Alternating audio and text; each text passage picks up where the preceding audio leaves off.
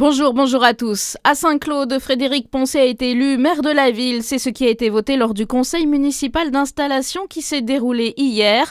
À ses côtés, 8 adjoints. Leurs domaines de compétences seront définis lors du prochain conseil municipal.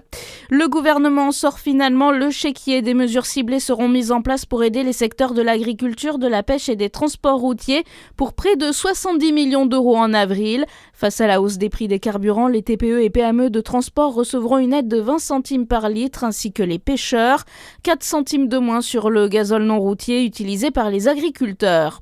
Le département de Saône-et-Loire poursuit ses efforts pour attirer les étudiants en médecine. Son dispositif Hippocrate, qui encourage l'installation de nouveaux professionnels en Saône-et-Loire, a été modifié hier. Auparavant, les bourses d'études accordées étaient conditionnées à la domiciliation de leurs parents en Saône-et-Loire.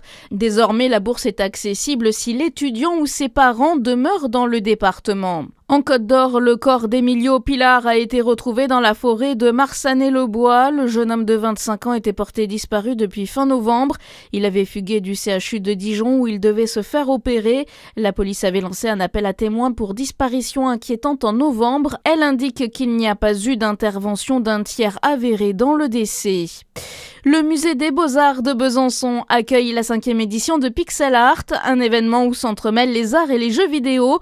Au programme, Let's Play, commenté par des archéologues, des visites guidées, des ateliers de création de mosaïques, des concerts et des jeux vidéo dans les salles du musée. Du foot pour la 27e journée de National, le DFCO renverse Versailles, victoire 3-1, Dijon reste leader devant Sochaux. Et puis en tennis, le parcours s'arrête là pour Arthur Fils. Le Français s'est incliné en demi-finale du Master 1000 de Miami face au Tchèque Leheka en 2-7, 6-2, 6-2.